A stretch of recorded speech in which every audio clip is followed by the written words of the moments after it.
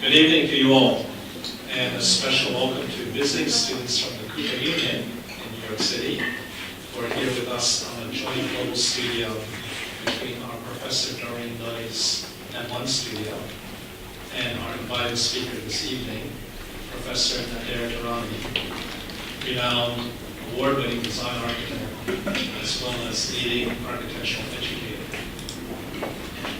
Professor Tehrani comes from a highly international background. He was born in London, raised in Pakistan, South Africa, Iran, and the US, where he attended CUHK, a boarding school in Connecticut. You will not discover this detail from Wikipedia or other biographies. I happen to know because my three girls all attended CUHK, where he is recognized as one of the most distinguished alumni. That's a factoid for us. Professor Tehrani studied at RISD, Rhode Island School of Design, for his undergraduate degrees in both fine arts and architecture, followed by postgraduate studies in history and theory at the UA, and a Master of Architecture and Urban Design at Harvard Graduate School of Design.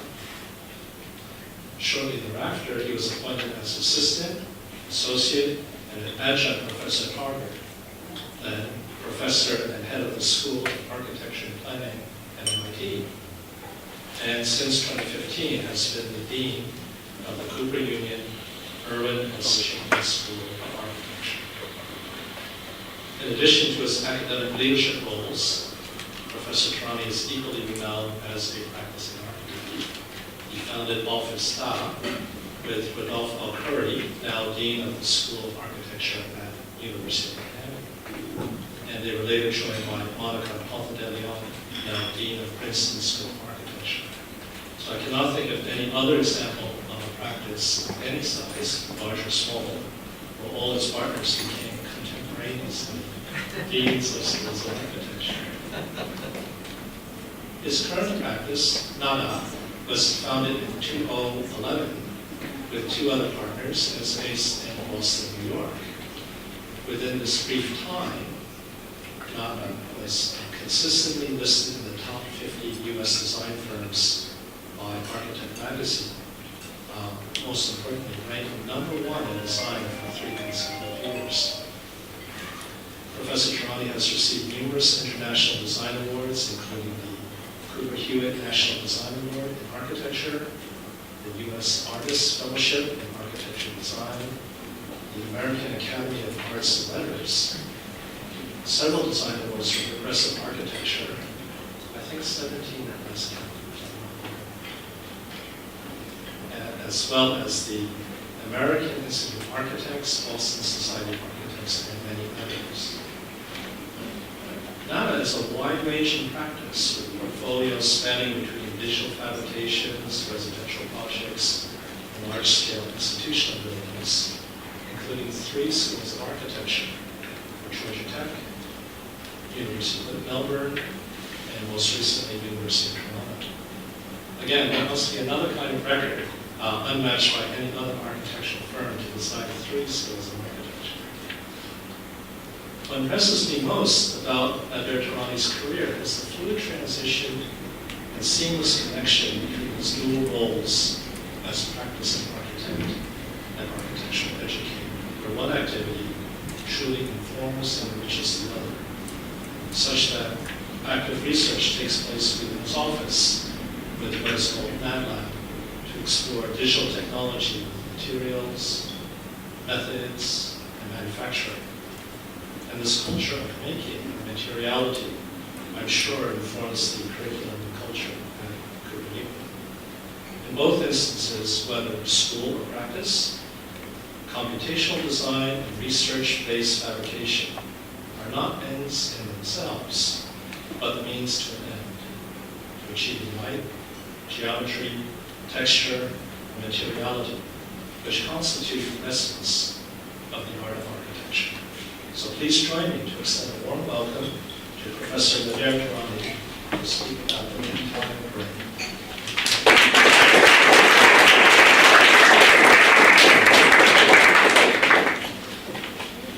Thank you, Nelson. It's not only a great pleasure to be here, but it's great honor. I want to thank both you and Doreen on behalf of the students for making possible their visit. We certainly don't take it for granted. It's incredibly generous of you to host us in the gracious way that you have.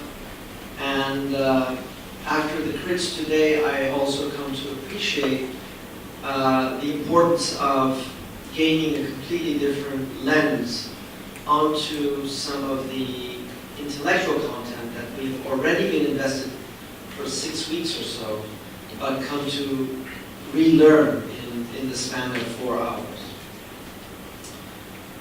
If any of you know Harry Cobb, you'll also come to appreciate the soothing voice of Nelson himself and the cadence that he has in his introduction.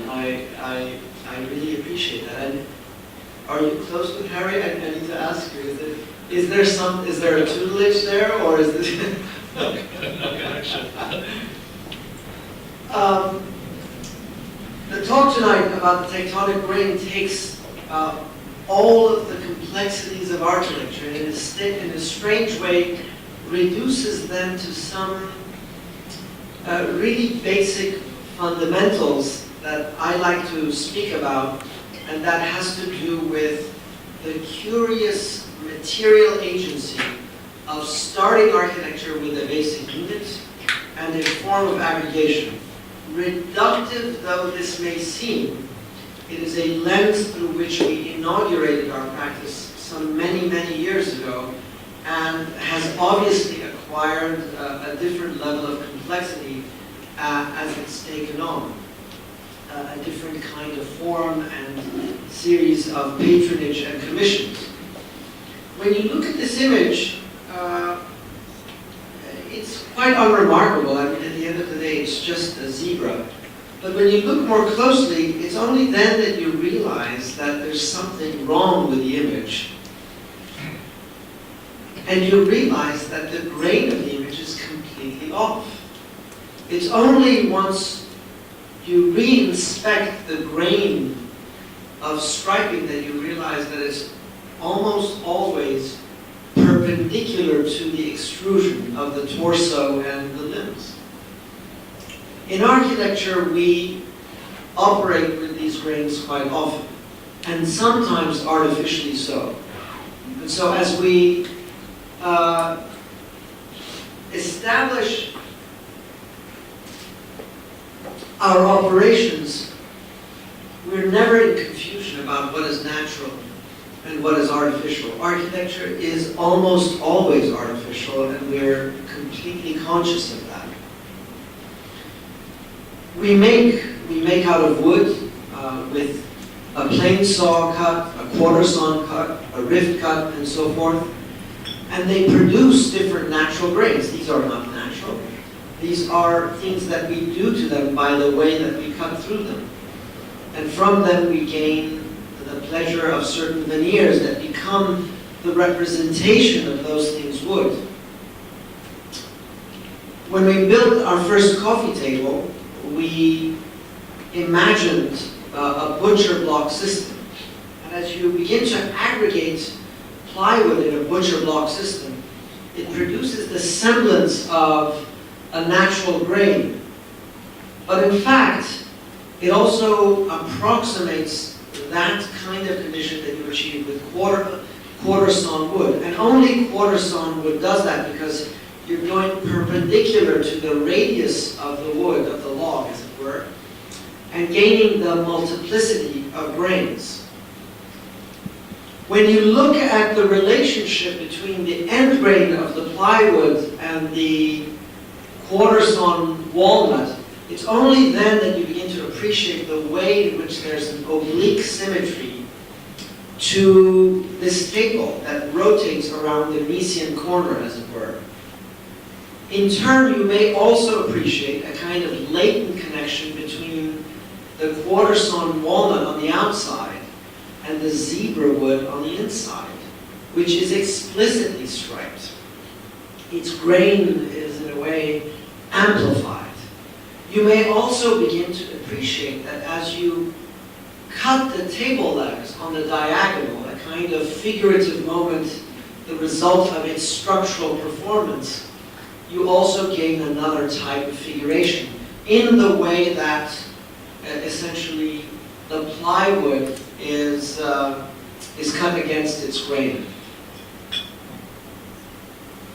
This, for me, is no different than the kind of appreciation I have for the architectural orders and the grain that they produce. When I first went to Rome some 30 years ago, I had little appreciation of Bramante, or at least I accepted it as a kind of classical given. I didn't realize neither the heresy nor the anomalies or the strange conditions to which he was submitted. And so I didn't appreciate the way in which the classical orders were engulfed at that moment where you see the capital essentially swallowed by the order of the wall in that corner. It's a kind of moment of realization, a kind of awakening that here was Bramante drawing up this amazing courtyard, and he forgot to offset the orders in order to reveal the capital, and then became its victim. He was literally swallowed by the orders. Or did he do it self-consciously, and in fact knew exactly what he was doing as a heretical moment? This to me is being either the victim or the master of the grain. The Rock Creek House is one of those instances where the grain of a Neo-Georgian house takes on a different kind of agency as it's transformed from its classical antecedents to a floor plan that is amplified times 4. Essentially a two-story structure. The clients wanted to occupy both the attic as well as the basement to double the square footage of the house. And we really worked carefully by excavating the southern elevation to open up the windows to Rock Creek Park, and then add that same brick onto this upper level that you see on the street side on the north edge,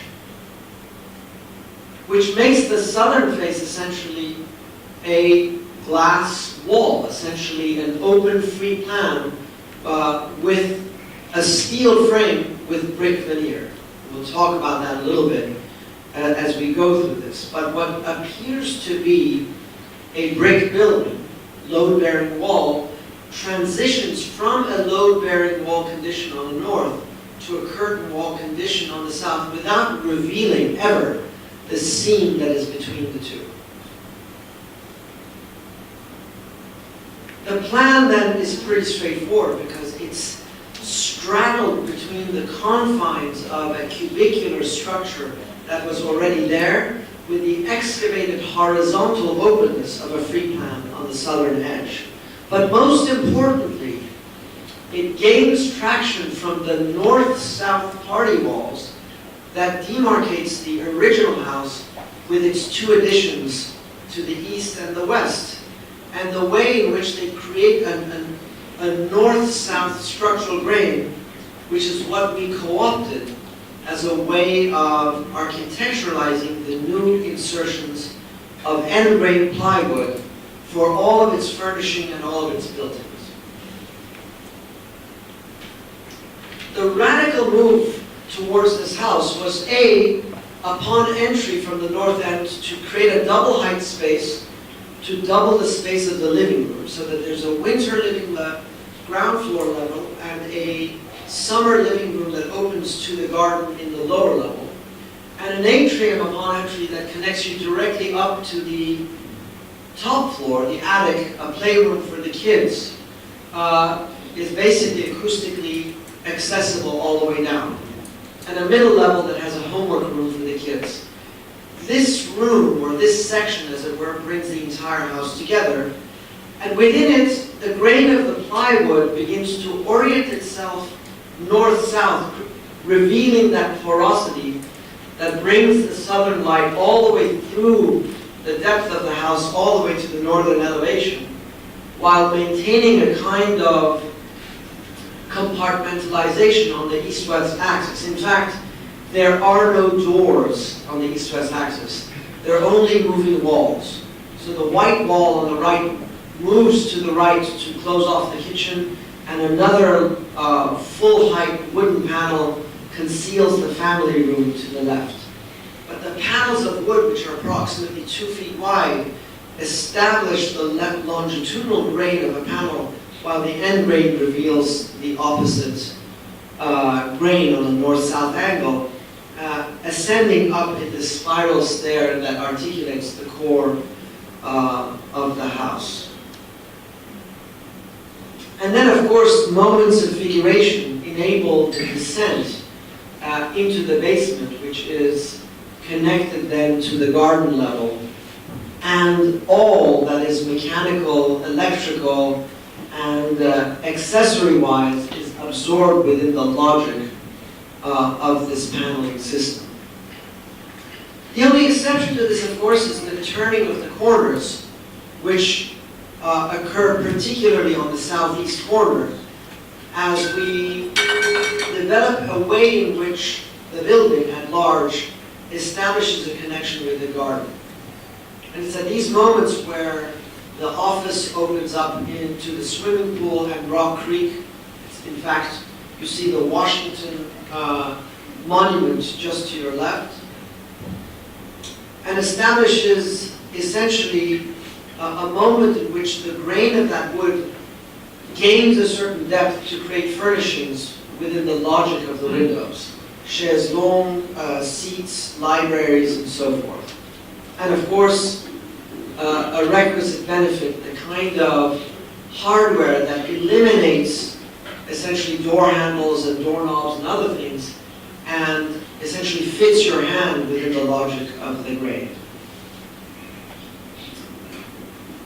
Now, the idea of the grain, what results in the customized and the bespoke aspects of the DC house, which ultimately is very expensive, was used in a completely different way in Korea, where we didn't speak the language, we didn't know the construction systems, and we didn't know how to manage a project.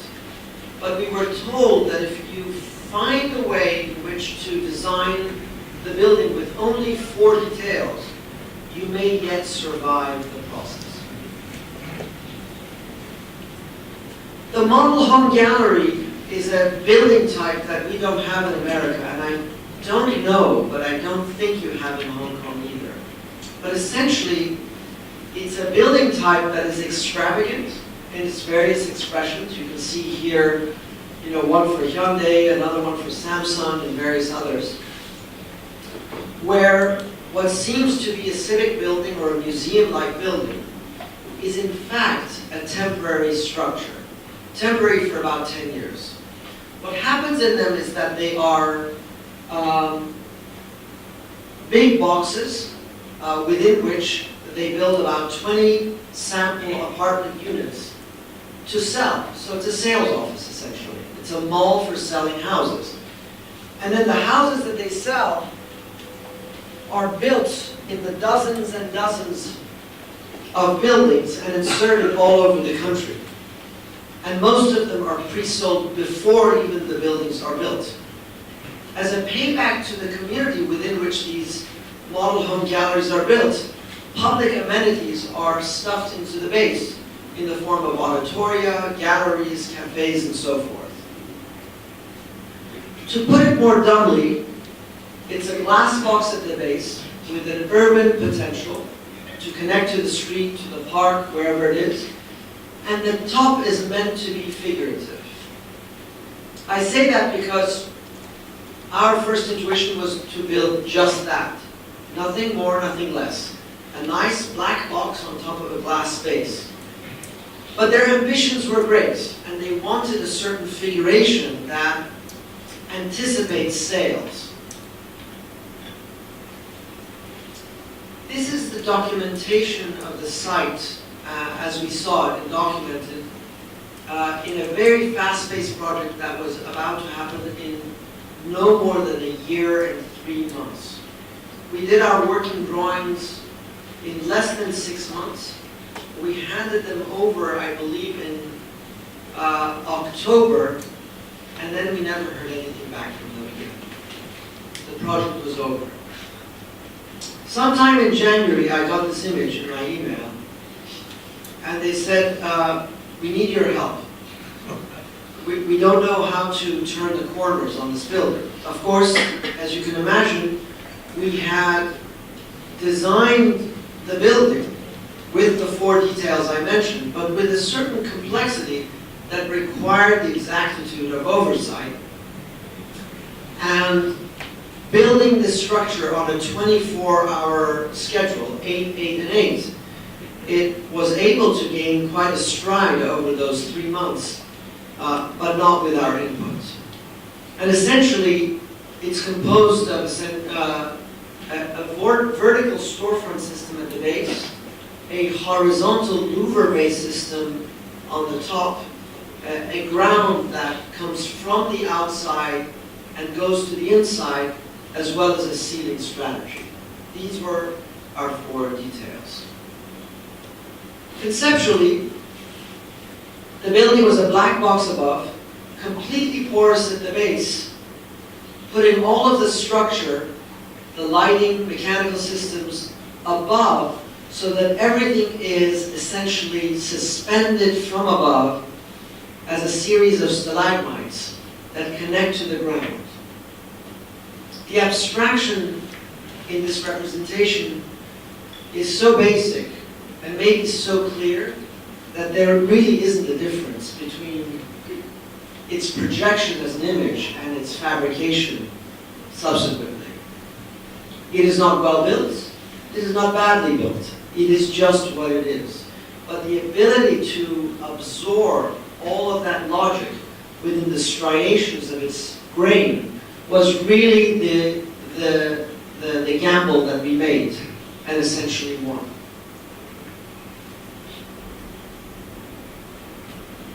There are some moments, if you like, of spatial or typological invention, particularly in the moments where we established a reciprocity between the garage ramp that goes into the basement, the rake of the theater that corresponds to it, the stage of that theater being voided out so it connects back to the gallery and the gardens beyond, and creates a kind of double-sided theater from the inside out and the outside in.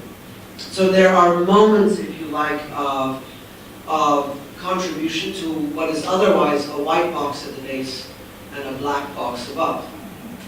Now conceptually, it's a hypostyle hall, except the pylons of those columns acquire a spatiality, sometimes becoming auditoria, other times meeting rooms, another time cafe, but essentially it's a glass box that you're invited to traverse through from an urban condition on the upper left-hand side to the park and the subway systems on the lower left.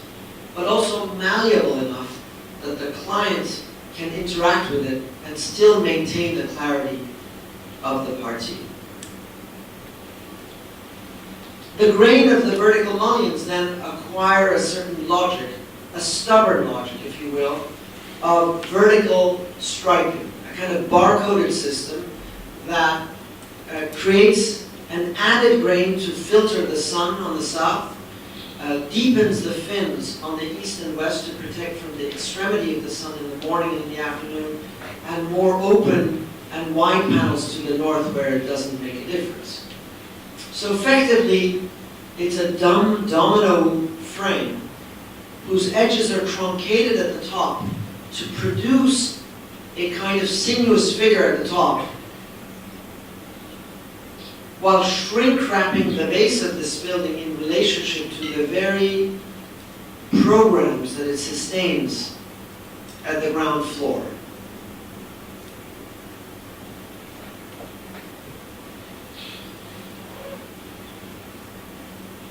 The grain of the building, then, is really the result of taking T-beams and T-mullions, striding them down to the ground, recomposing them in relationship to each elevation, densifying them, loosening them up, as the program is set from below, pushing up, and the program from above pushes down, a kind of negotiation is made along that horizon line. While the stacked logic of louvers above establish moments of exposure, but not too much, because they only happen in the public spaces above, whereas the majority of it is a kind of interior mall environment for the sales of the units. I present this project not because I like it, nor because it's good. In a strange way, it's of the projects we've done, it's the one I believe in least. It's a kind of bastard child. It's the type of project you can never control. And yet, I like to present it for this particular theme of the tectonic grain because of the way in which it made a bet on the tectonic grain, and it became the means through which a certain thing was achieved. More recently, though, we had a different bet to play, and this was for the Terran Bridge in Melbourne along the Yarra River. This was our second collaboration with John Wardle Architects after the School of Architecture, and we had this curious and wonderful possibility of connecting downtown Melbourne, the Yarra River and the parkways, to the Rod Laver Stadium. And those of you who appreciate and love tennis have probably seen the Open there all of the time. And this is the only pedestrian bridge that connects to the stadium and is its main threshold. It's not a long span bridge, but it yields a certain civic possibility in transforming a known type. And essentially what we were interested in doing was taking the logic of rebar and the process of bending it, and through structural redundancy, gain a kind of filigree structure that wraps around it and produces multiple functions. And through a kind of redundancy produces the truss that spans over the highway, with it calculating its maximum moment to create the kind of upside-down wedge of the truss, while also anticipating moments in which it wraps around to become the railing and subsequently the lampposts that become part of the skyline of the city. This is one of those projects that I like in some sense because it serves as a kind of light filigree, a kind of garden structure that gets lost in the garden of the city, but on closer inspection acquires also this spectacular iconographic presence of a folly that is altogether designed in a high level of intricacy. But it is also very raw and exposed. It's the skeletal nature of it establishes this relationship between structure and ornament that we rarely get to see.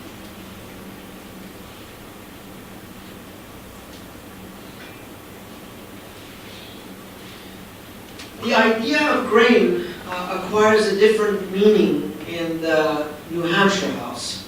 A curious structure designed around an oval courtyard, a series of rooms, each of which establishes a meaningful relationship with the presidential range. In New Hampshire, there's this moment in Bethlehem where you get to see Mount Washington all the way south to Mount Lafayette, Mount Lincoln, and various others. And this house, which gets to see the majesty of this view, is essentially designed around the logic of a panoptic idea that is at once inward-looking, but also outward-looking. It effectively is a stoa building that is linear, but then torqued around itself to produce a series of voids, much like the dog trough, to establish a relationship between interior and exterior as it goes around the house. The grain with which we were designing, of course, was the grain of a typical rural structure in America. Vertical tongue and groove detailing or board and batten detailing. In this condition, I'm using the New England house as example because it was built before that one. The idea of using a tectonic system that eliminates all hardware. A blank facade that absorbs the door handles of the garage literally within the unfolding and the bending of wood for the garage doors. In the context of the New Hampshire house, of course, the torquing around of these rooms enables one to frame individually the room of each mountain in relationship to each room. And that also produces these interstitial spaces that become outdoor rooms for their adjoining spaces. A kind of balcony for a bedroom or for the living room, a large deck for barbecuing, and so forth and so on. The resultant frame, of course, is that each room has this amazing view, but also from the outside in, with a sense of protection, a clear frame to the inside courtyard. The sum total of which describes the figure of the building in the round. Now, as a plan-making technique, in an age when the plan no longer matters, the composition of the plan was of great importance to us because of the way in which prefabricated cubes are conjoined with each other at moments of customization where two morphologies are grafted together and smoothed over through a kind of seamless tectonic. The basement of this building is where the garage is, and then you come up through a stair connecting to the threshold that is the main door of the house. So as the stair comes up, there's another stair that takes you up to the deck. In correspondence to that, you begin to see the unfurling of the gateway into this house essentially take on a shrink-wrapped figure of that stair as it ascends to the roof, forming the entryway into the house in relationship to the drop-off, and then a sacred inner sanctum, which is its courtyard, where essentially you gain a protection from the outside. This is in the mountains of New Hampshire, so there are deer, there are bears, there's a range of other things, so that within this kind of elaborate landscape, there's also this moment of protection.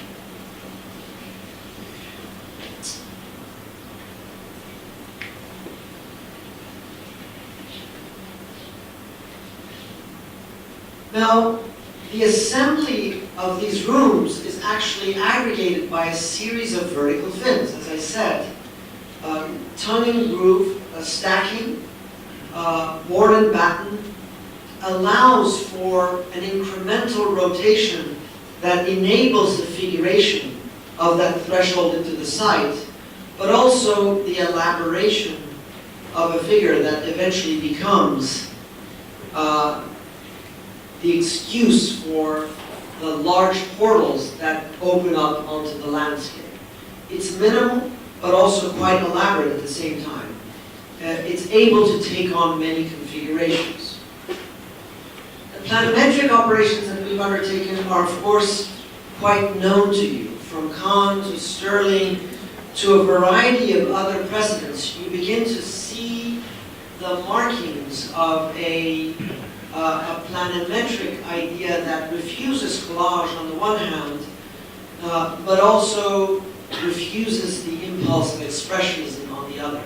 It is a tense negotiation between the two and reconciled, particularly on that inner liner that begins to conjoin the interior and the exterior, where a single corridor brings together its various fragments. What makes this possible, of course, is the grain of its tectonics. The wood picket system, essentially from left to right, produces the louver system that becomes the fence of the courtyard. As it begins to close on into itself, the walls of the the tongue and roof system. As it becomes doors and other things that require hardware, the board batten system, the frames of the window acquire a depth, and of course the balconies get separated by wall fins. So all of these vertical pickets at slightly different scales.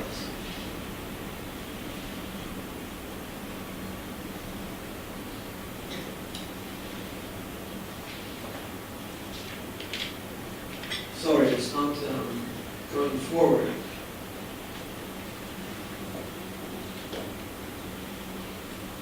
I think it's stuck.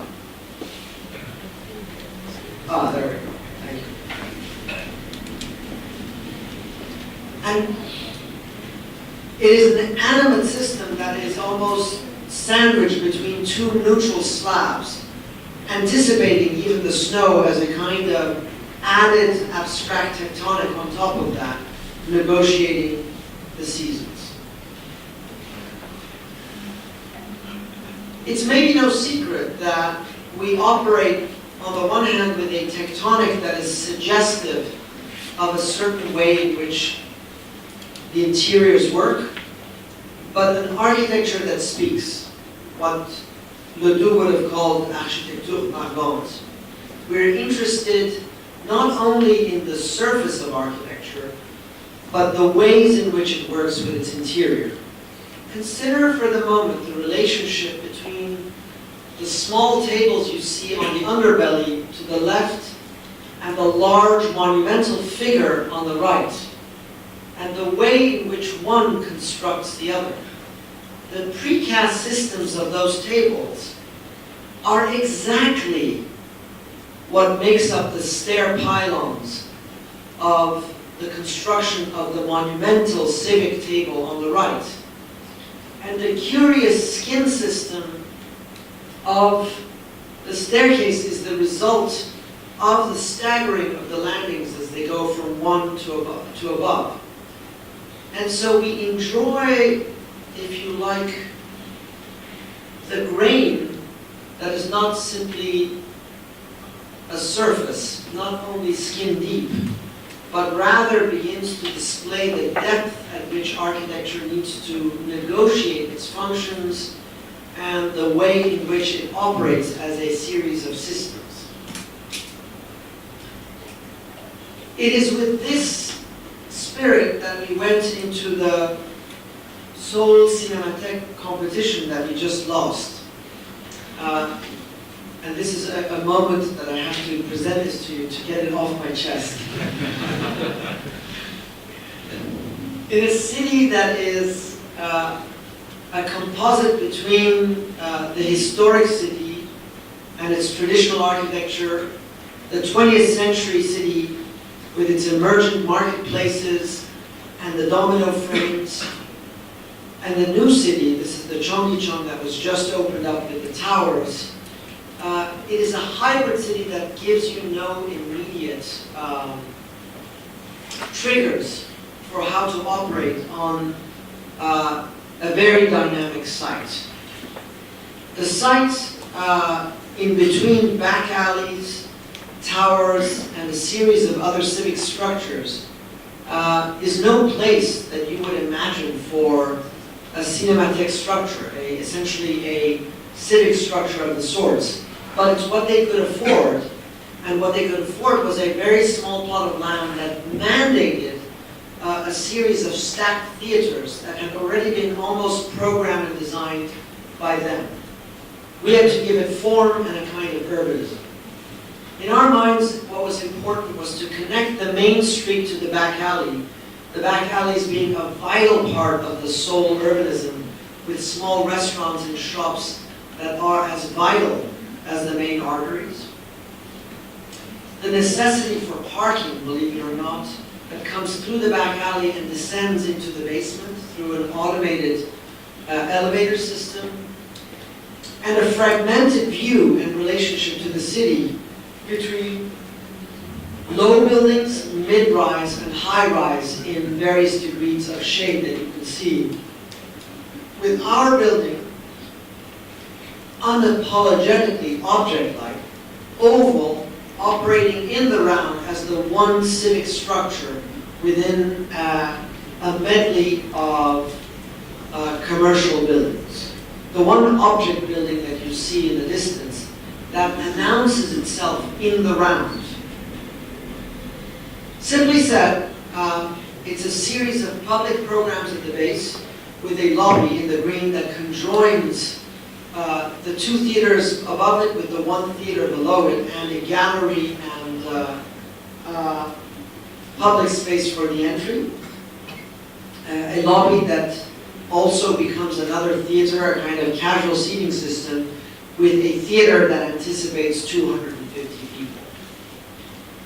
This building then is all about the internalization of the program so that the promenade can be brought to its exterior, making public that ascent, but also establishing a rapport with the city itself.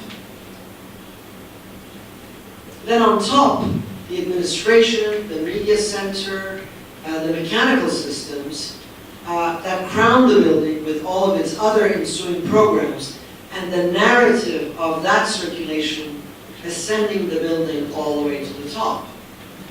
The sum total of which produces a kind of cap to the building. The one contribution we made to their programs was a theater, basically at the top, that then has a prospect over the city and connects to the skyline of Seoul.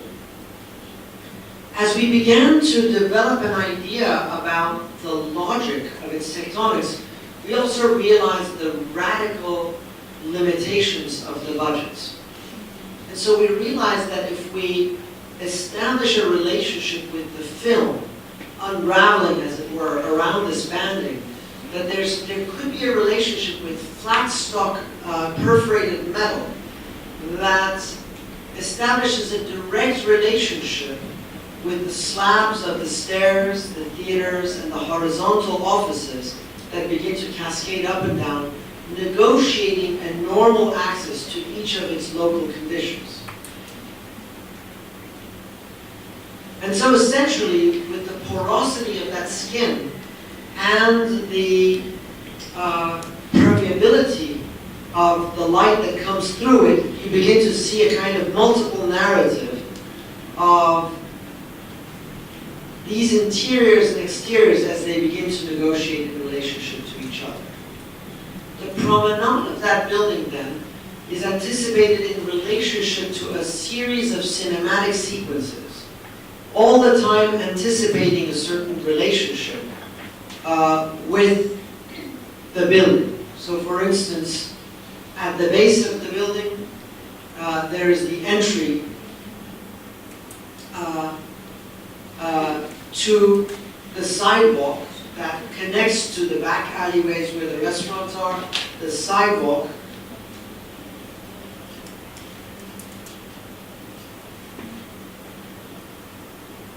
But then a public double height space that invites other events that occur here, sometimes closed off, sometimes open, but also creates a kind of gallery, a cafe at the base that takes advantage of the light from the street to come into the basement. In turn, the narrow spaces of the ascent as you go upstairs establishes a relationship with other cinematic sequences with which you're quite familiar, but in fact here takes on another and more public role as those narrow spaces are given moments of respite, as you essentially have wider passages and lobbies that gain a relationship with the outdoors as the plans are carved out from the inside out and the outside in. The perforated skin then establishes meaningful relationships with areas that are more dense and areas, if you like, that are more light, but that experiences the city in the round. You can see the program through it, but as much you can see the program of the city from within it as you look outside. Here you can see a panoramic sequence as it establishes a panning moment within which one slides from one window all the way down to the opposite side.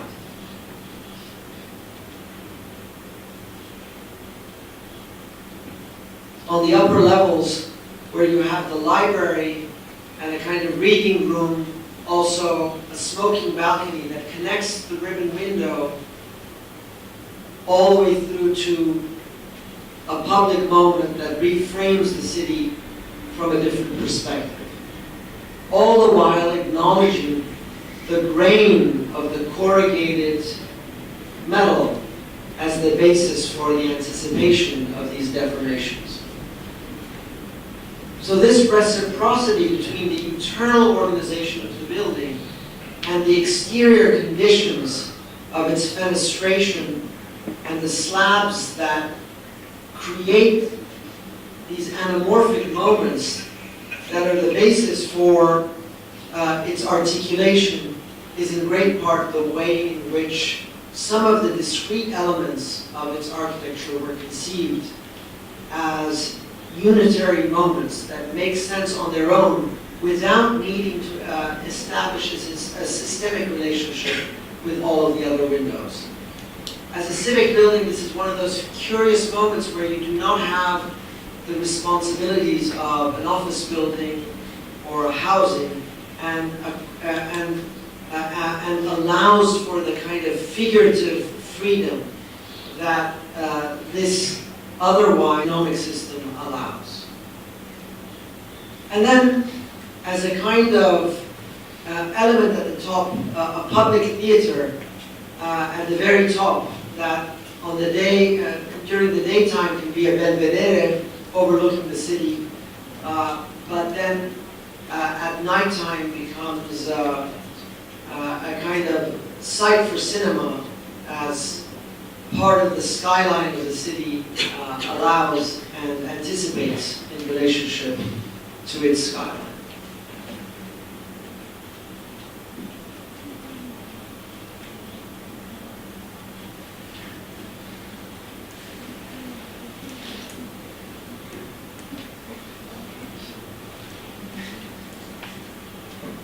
Now, it's maybe no secret that we're interested in two modalities of work. And we spoke a little bit about this in the quiz before, but I didn't articulate it like this.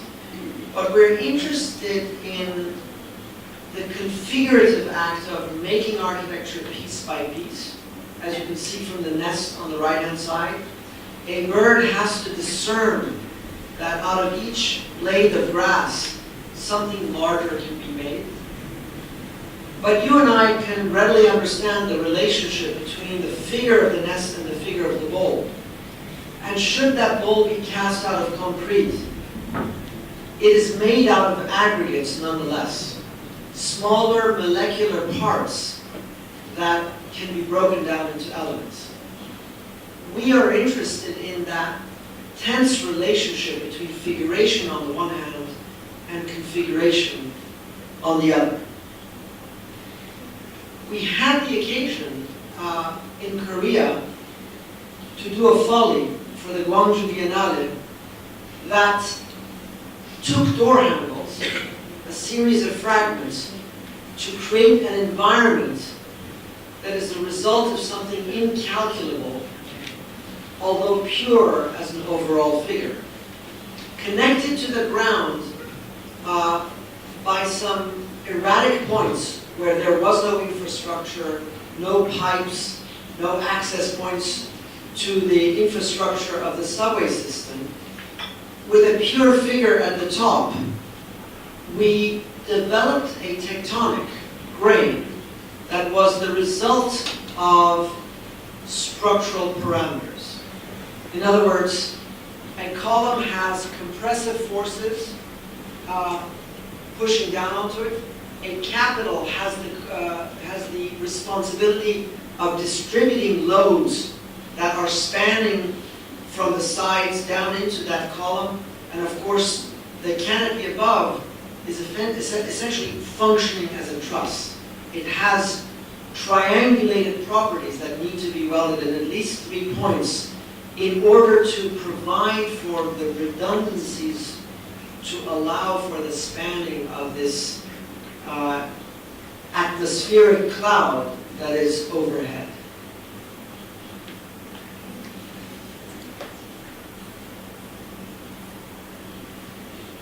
Designed by us, but fabricated by the owner of the Door and Lock Museum. Each of these stainless steel bars are literally doors, door handles that you would use on a commercial fenestration, welded in distinct parts to give this grain that is both ephemeral and present depending on the view from which you look at it. Now, it's also no secret that a lot of our practice has gained a certain momentum as a result of a range of installations that become proto-architectural in anticipating larger architectural moves.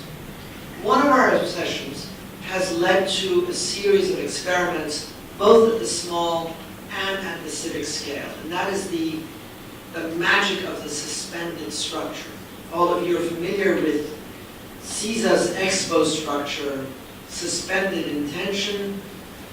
Others of you are also familiar with Kahn's canonical structure over the canals in Venice that was never built.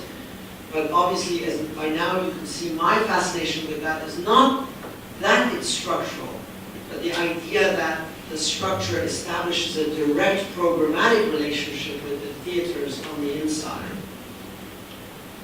It also establishes a relationship with the performance that you can anticipate. Gaudi would hang chains as a basis for optimizing the construction of arches. And we did something similar in anticipation of the compressive catenary vault that we fabricated upside down for the BSA. Working first as a test with paper clips to imagine how hybrid structures may be anticipated. In this case, we asked ourselves, what would it mean to build a compressive system, but with tensile logic? Imagine building with compressive blocks, using the keystoning systems that you've seen in the Escorial flat arch, for instance, and translating that logic to high-density foam. What you need to do is to invert the logic of the keystone and make it an interlocking puzzle system such that the lock is anticipated not in the center of the vault, but in every unit in itself. And in that interlocking moment, enables the suspension of a delicate blanket that is the result of each of these units as they interlock. Here you can see, as you ascend from the entry of the BSA, it's suspended above you. And as you come closer to it, the 3 points of its suspension with the puzzle system that interlocks all of it with the inversion of its oculus, essentially where the keystone would be, an oculus pulls itself apart with the keystoning moments on the edges. It is, of course, a compressive system. This is not a tensile system as you would anticipate it to be, much like this butcher block piece of furniture. For this table structure, which gains its logic not only from the stacking of wood, but the concealment of its structure as the drawers come out of the structural grain of its support systems. This instead is supported by a kind of tensile system only at its corners, where it gains traction from the I-beams above and reveals the faceted block system on the inside, where in fact you can stand.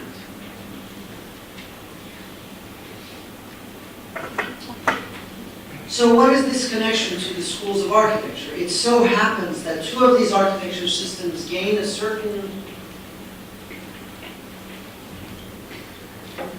meaning because of the suspended studios that are within them. The Georgia Tech on the left and the Melbourne School of Architecture in the middle. And a very different system, of course, on the right, where we have the Toronto School of Architecture. I will go through these very fast. But simply to say that in the Georgia Tech School of Architecture, we had this high base structure with an existing gantry crane, and it gave rise to an interpretation of a flexible space that could drag out of the structural logic of the space a delicate system of a studio that is able to suspend the logic of that building. In Melbourne, a similar structural logic from spanning wood members, monolithic LVLs that span 22 meters, we suspended a monolithic wood structure 3 stories without it gaining any support from the ground. As that structure descends, it goes from the monolithic to the veneer system as it thins out and inverts the kind of logic that you would anticipate. In Toronto, a very different logic as we developed a roof system, a structural grain again, that is working in collusion with the idea of a long span structure, a daylighting system, and a hydrological system whereby all of the water of the roof goes down the 2 sides in order to irrigate the site. This one deserves a little bit more mention because it has one of those battles that ultimately we won. Not unlike many of our other buildings, it was deemed too expensive and impossible to build. And so on one of my trips to Melbourne, I called the studio immediately and said, let's build one of those vaults inside of our basement, if only to demonstrate that it's possible. They had already received a model that was about this big of the roof, but had claimed to us, this is just a model. Anybody can build a model. But to build the whole thing, unfortunately, costs $1 million over budget. By building a stud system that repeats itself over the length of our basement, we demonstrated that this is in fact a developable surface, a ruled surface. And by the drilling of a plaster system into it and a radiant panel into it, one could discretize that surface into a truss system and then adhere the radiant panel plaster systems onto the ceiling and essentially bring in a folded structural system, not concrete, but in steel, in fact, with about $700,000 in savings. Here, of course, embedded within the narrative of the tectonic grain is an idea about the instrumentality that the architect may yet bring to the means and methods of fabrication if we were to own the construction process ourselves. And it's within this context that we were able to advance some idea that what we do within the context of the studio still matters. Operating within the scale of institutions on the one hand and small houses on the other, this house is just being built and completed in southern France. Essentially, it is a courtyard building that is split between 2 levels, the living rooms on the upper level and the bedrooms on the lower level, straddled by a courtyard within which is a swimming pool that conjoins the 2. The kind of torqued parallelogram plan gives privacy to these rooms so that one can essentially stand nude in the pool without the neighbors seeing you, but gain the full view of the Mediterranean beyond. But in the basement have essentially transferable dorm rooms that could house 7 to 22 people depending on how you use them.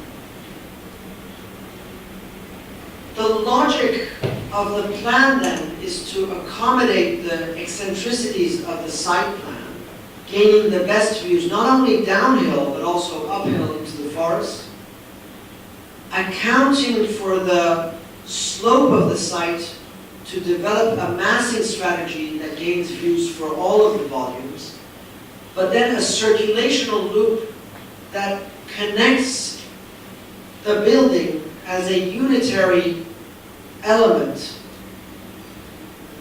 combining all of them into a promenade that draws the landscape into the building, under this threshold, up into the courtyard, through the living room, and up into the forest.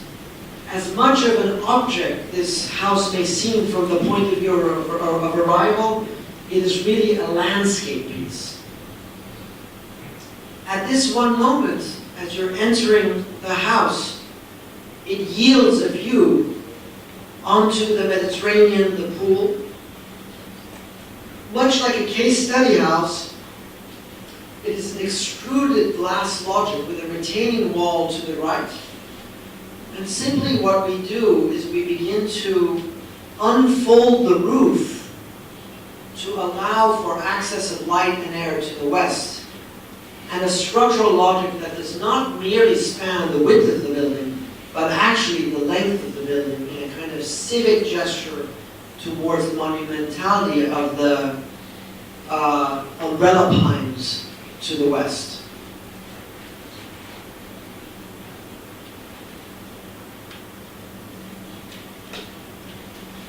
The logic of the building then gains a different traction in relationship to the structural grain of the building. The front facade was not merely a facade. It was a necessary beam that is supported by the staircase that is anchored at the corner of the house on the opposing end, supported by the retaining wall that is the wall of the swimming pool.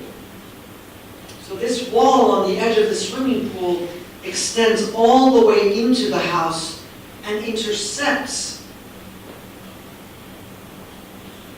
the front facade in order to allow for the passage of circulation under and through the building, stealthily implanted within the logic of the organization of the plan. Now, this is the first time that we ever worked in concrete. So unlike the stacking of brick or the aggregation of wood or the assembly of glass, it's the first time that we're dealing with a liquid medium. Essentially, concrete is a liquid that only once it is cured does it acquire a kind of legibility. And that legibility is either the result of the form work that you've anticipated, or post-concrete work that produces the kind of rustication that you might anticipate. Some of the most extravagant and extraordinary work that we've also seen in the work of Facade, amongst others, is the fabric-formed work of concrete that becomes animate in its expression. So we were in search of two ways of beginning to find a new logic within this tectonic grain. One of them was representational. That if we develop a digital formwork that mediates between the smooth and abstraction of the front facade and the rusticated stonework of the retaining walls of the French context, you may go from the smooth and crisp edge on the right to the kind of rusticated, rough formwork to the left. And somehow, while we're interested in this as an operation, we realized its shortcomings as a kind of representational strategy. We said, okay, what would it mean if we looked at the aggregate of concrete itself, the molecular structure of the concrete, to anticipate the smooth conditions of an interior in relationship to the actual retaining walls on the outside, panelizing the formwork, and increasing the size of the aggregate to the point that it actually becomes the mortar in between large pieces of stone, which are what divide the property from other properties in the first place.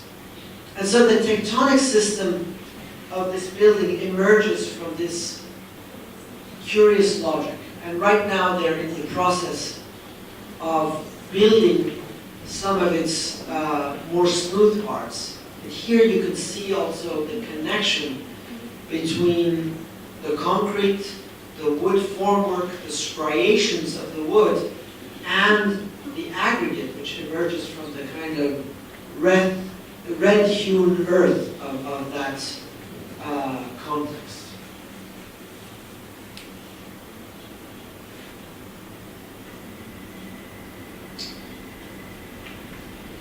In thinking about the grain of architecture, I returned to Rome recently, where I was in the American Academy, and I was reminded about a discovery I made some years ago.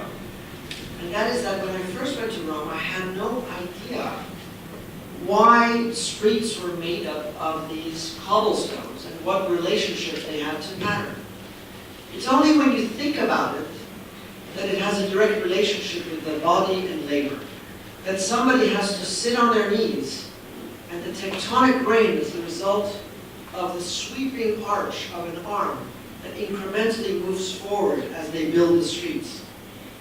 Imagine that for over 2,000 years, the logic of the body is the very same thing that produces the tagging system in subway systems and other kinds of graffiti you see around the city.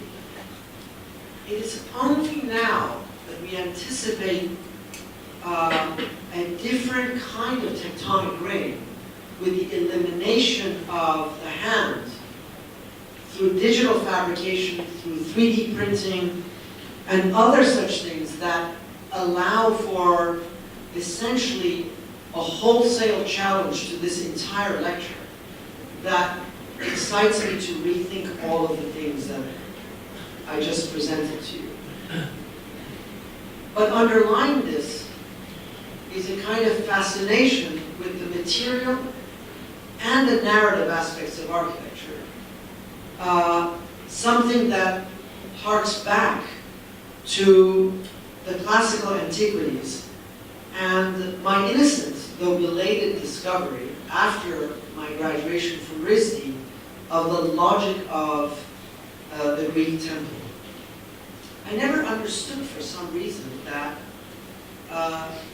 these stone structures had a direct relationship with the wooden logic of trusses that span them.